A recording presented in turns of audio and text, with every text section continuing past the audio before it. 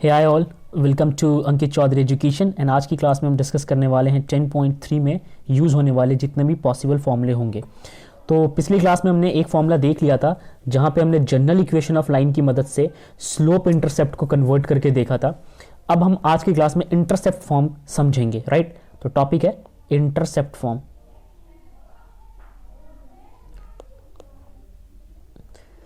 Okay, चलिए शुरू करते हैं। जो जनरल इक्वेशन ऑफ लाइन होता है, अगर मैं लिखूं यहां पे जनरल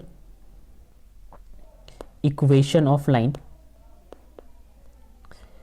तो वो होता है हमारे सामने ए एक्स प्लस में बी वाई प्लस में C is equal to zero, right. ये है general equation of straight line, ठीक है। अब इंटरसेप्ट फॉर्म की बात करते हैं। जब इंटरसेप्ट फॉर्म की बात की जाती है, यानी कि जब आप इंटरसेप्ट फॉर्म को जिक्र करोगे तो आपको दोनों ही इंटरसेप्ट का ध्यान रखना है, एक्स का भी और वाई का भी। चलिए एक बार समझ लेते हैं कि एक्स और वाई इंटरसेप्ट से यहाँ पे मेरा क्या मतलब है। मान लीजिए कि ये मेरे पास एक कार्टेशियन प्लेन है, ठीक है, और इस कार्टेशियन प्लेन पे ये लाइन है। तो यार ये इसको भी कट कर रहा है, एक्स एक्सिस को, और वाई को भी कट कर रहा है, ठीक है। एक्स को कहाँ पे कट कर रहा है? एक्स को कट कर रहा है, मान लेते हैं कि ये लेंथ मान लेते हैं ए और इसको मान लेते हैं बी, राइट। तो ये पॉइंट हो जाएगा 0 B और ये पॉइंट हो जाएगा 0 A, सॉरी A0, ठीक है। इनकी मदद से हमने इन 2 पॉइंट फॉर्म की मदद से हमने इंटरसेप्ट का फॉर्मूला ड्राइव किया था और वो कुछ इस प्रकार से आ रहा था। एक second, change the colour, fine. वो आ रहा था x divided by a plus में y डिवाइडेड बाई b, मतलब y का इंटरसेप्ट इज इक्वल टू 1, ठीक है। ये फॉर्मूला था। अब अगर आप इसको समझने की कोशिश करो, यहाँ पे इसको मैं मिटा देता हूँ, ठीक है। Okay fine. तो अब आपको करना ये है कि ये इंटरसेप्ट का फॉर्मूला है और ये जनरल इक्वेशन का फॉर्मूला है, दोनों को रिलेट कराइए। यहाँ से आप x की वैल्यू निकालिए, ठीक है। यहाँ से जब आप x की वैल्यू निकालेंगे तो आपको करना ये होगा कि स्टार्ट करते हैं, चलिए x की वैल्यू निकाल के देखते हैं। तो ये ax is equal to minus का बी वाई एंड माइनस का सी, ठीक है। अब आप x को अपनी जगह पर छोड़ दीजिए और उधर भेजिए। ये हो जाएगा माइनस का B Y divided by A and minus का C divided by A, right. अब आपको इस टर्म से भी कोई लेना देना नहीं है। किस टर्म से? जिसे मैं कट करूंगा, इससे कोई लेना देना नहीं है। तो एक्चुअल में एक्स की वैल्यू क्या निकल के आई? माइनस सी बाई ए। तो यहाँ पे आप इस जगह पे पुट कर दीजिए माइनस सी बाई ए, तो आपको जो आंसर बनेगा वो बनेगा X divided by minus C by A plus.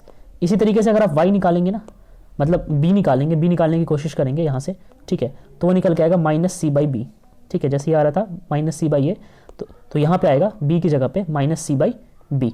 यहाँ पे लिख देता हूँ मैं minus C by capital B, ठीक है, इज इक्वल टू 1। ये हमारा रिजल्ट आया है। अब यहाँ से अगर कंपेयर कीजिए, आप कंपेरिजन चलाइए, तो ए की वैल्यू क्या आएगी? माइनस सी बाई ए, और बी की वैल्यू क्या आएगी? Minus C by B. तो यहाँ पे मैं वही चीज़ लिखने जा रहा हूँ, ए और बी लिखने जा रहा हूँ, ठीक है। इसको मैं मिटा देता हूँ, ओके, इसे मैं मिटा देता हूँ मैं, ठीक है। तो कंपैरिजन करने के बाद जो हमारा रिजल्ट आया है, इसको मैं यहाँ पे लिख रहा हूँ। रिजल्ट में ए की वैल्यू है minus C by A and B की वैल्यू है minus C by capital B, right. What are A and B? देखिए, सी तो आपको पता है, सी इंटरसेप्ट होता है, ठीक है। सी जो होता है वो इंटरसेप्ट होता है। मैं यहाँ पे लिख दूँ सी इज व्हाट? इंटरसेप्ट, ठीक है। ए और बी की बात की जाए तो ए जो है ये रहा और बी ये रहा, यानी कि जनरल इक्वेशन के कोफिशिएंट जो है वो ए और बी है। कौन से ए और बी? ये वाले ए और ये वाले बी। आप समझ गए अच्छे से?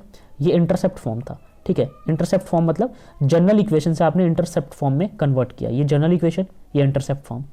चलिए एक और चीज डिस्कस करते हैं, वो है नॉर्मल फॉर्म, ठीक है। बहुत ईजी है नॉर्मल फॉर्म भी। ये सारे कुछ फॉर्मूले जिन्हें मैं ड्राइव कराने की कोशिश कर रहा हूँ, आप डायरेक्ट भी लर्न कर सकते हो, ठीक है। मैं यहाँ पे स्क्रीन क्लियर कर देता हूँ एक बार आपके लिए।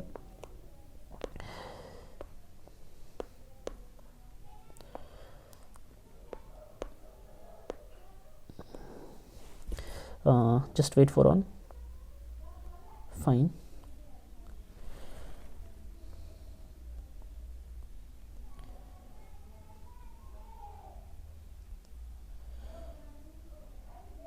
Hold on for a minute। I am doing this, ठीक है।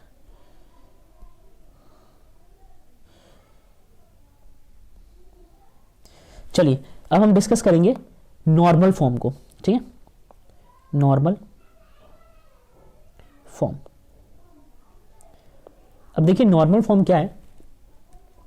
हमारे सामने एक नॉर्मल फॉर्म आता था जब हम 10.2 को डिस्कस कर रहे थे। उस वक्त नॉर्मल फॉर्म कुछ इस तरीके से था, P is equal to X cos omega plus में y sine omega. I hope आपको याद होगा कि हमने एक कार्टेशियन प्लेन बनाया था, एक लाइन डाली थी और ये परपेंडिकुलर डाला था। नॉर्मल भी कह सकते हो आप इसको, दिस इज द नॉर्मल। इसकी डिस्टेंस p डाली थी हमने, राइट। p लिख देता हूँ यहाँ पे मैं, ये है p, ठीक है, ये पूरा p है। ये जो डिस्टेंस दिख रहा है ना, ये p है और ये वो लाइन है, ठीक है, ये वो लाइन जिस पे ये नॉर्मल डल रहा था। तो इसका जो इस लाइन का इक्वेशन कुछ इस प्रकार से आ रहा था। अगर आपको p की वैल्यू कैलकुलेट करनी हो यहाँ पे तो इस प्रकार से इक्वेशन आ रहा था। ये पॉइंट्स बन रहे थे, यहाँ के पॉइंट्स बन रहे थे X cos omega Y sine omega, ठीक है। चलिए इसको यहाँ से क्लीन किया।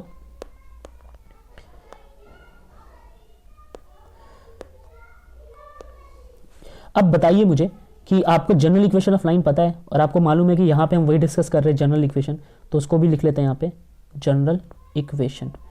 अभी अभी हमने लिखा था ax प्लस में by प्लस में c is equal to 0, right.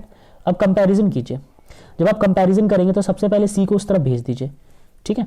तो ये आ जाएगा ax प्लस में by माइनस का c, ठीक है। अब जब कंपैरिजन करेंगे तो p की वैल्यू माइनस c के बराबर निकल के आएगी, ठीक है। और ये सारी वैल्यू जो है ये इनसे कंपेयर हो जाएगी, यहाँ पे ये कंपैरिजन चलेगा। अब अंत में रिजल्ट की बारी, जब आपको यहाँ पे cos ओमेगा फाइंड करना हो, ठीक है, तो मैं आपको बता रहा हूँ कैसे cos ओमेगा लिखेंगे। देखिए मैं यहाँ पे cos ओमेगा लिख रहा हूँ आपके लिए। cos ओमेगा की वैल्यू जो होती है वो होती है a divided by under root a का स्क्वायर प्लस में b का स्क्वायर।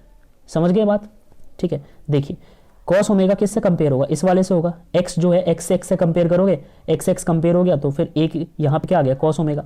cos ओमेगा क्या होगा, a होगा, तो यहाँ पे मैंने ऊपर a लिख दिया और साथ में दोनों कोफिशिएंट का स्क्वायर। ये तो हर किसी के लिए होगा, कॉमा।